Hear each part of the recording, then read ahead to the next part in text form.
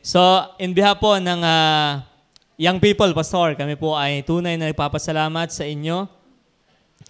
Dahil kung wala po kaming pastor na tulad ninyo na yung gang prangka na mangaral, kita po namin ang ibang mga, hindi dahil tayo nagmamagaling sa iba, kita ko po yung mga churches na hindi ina-address ang problema. Talaga yung broken window ay pinababayaan, ay nagiging broken house, nasisira ang buong bahay. Kaya po nagpapasalamat kami po in behalf ng young people sa mga preaching nyo po na Bible-based at saka po hard-hitting pag kinakailangan. Pero po, nakaka-build up.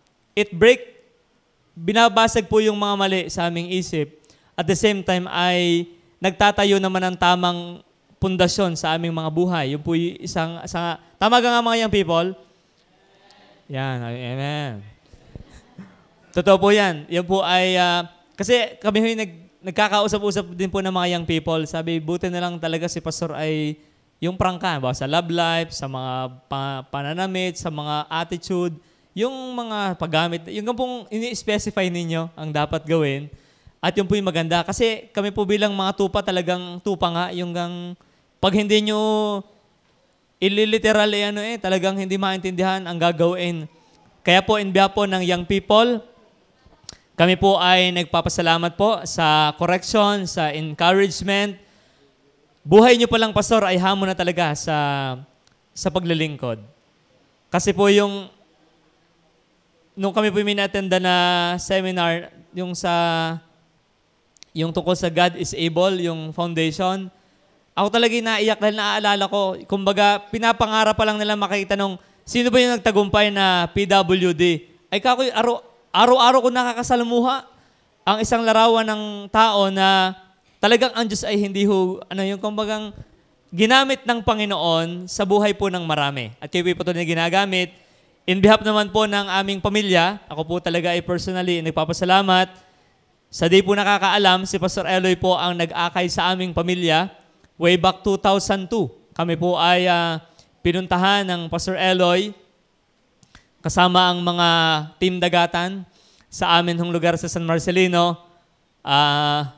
Naalala ko nung ako hindi pa naharap at ako'y nalabas ng pag magme-merienda na. Ako'y tisod sa Baptist. Nung ako po ay binabible study ng mga Baptist, ako'y offended sa ugali ng mga kilala kong Baptist. Dahil ang mga relative ko po'y Baptist din. So ayaw ko parang, yan na, ang mga Baptist. So ako po'y negative, but I thank the Lord na si Pastor Eloy ay ginamit ng panahon pong yon sa aking buhay, 2002, and then wala naman po akong mentor dati na tulad ng mga young people ngayon na may naka-assign na YAP, UP, ganyan. Wala. Tama gang Ate Aids, wala akong ka-level. Kumbaga iba-iba yung edad natin. So wala. Talagang si Pastor ang nag-aalaga sa akin. Yeah, sina Kuya Ruel at Kuya Ambet. Ay di kaso yung malalaki rin yung gap. Mas matatanda sila kaysa sa akin talaga. Kaya po nung time ko po, talagang si Pastor, ang pagme-mentor niya sa akin ay isinasama ko sa mga youth camp. Ginagastusan ako niya personally. And then, lahat ng mga books niya na tingin ko ay yung gusto ko, ay talagang larga din sa akin. Yun yung discipling na ginagawa ng ating pastor. And then yung prayer na siya yung umalalay sa akin nung ako'y nag-full-time. Siya ang ginamit din ng Panginoon para ako'y encourage sa full-time ministry. And mula noon hanggang ngayon, 2007 yata ako naging full-time worker ng simbahan natin. But I thank God na mula po noon, Pastor, hanggang ngayon, kayo yung akin personally, na mentor. Siya rin ang nagkasal. Siya nagturo, naging teacher ko sa Bible School, nagkasal sa amin, at hanggang ngayon, tagapayo pa rin ang aming pamilya. So, ako po yung nagpapasalamat sa Panginoon, Pastor, sa inyo pong buhay. And then, yung sa doktrina ng ating tinitindigan, ako yung nagpapasalamat talaga na meron tayong pastor na talagang very didactic pagdating sa doktrina. And napakahalaga po nun sa amin na inyo pong mga tinuturuan. At sa ngalan po ng mga kabataan ng iglesyang ito, kami po ay sa ngalan po ng Panginoon, we will submit sa inyo pong mga sinasabi po sa amin bilang kabataan po. And kami po ay open na i-correct nyo, Pastor, pagka po kami po ay namamali. At sabi nga ng Kuya Ambet, mag-a-arise na kokontra sa Pastor, ay isa kami sa makakalaban. Sapagkat ang Panginoon po ang naglagay sa inyo dito.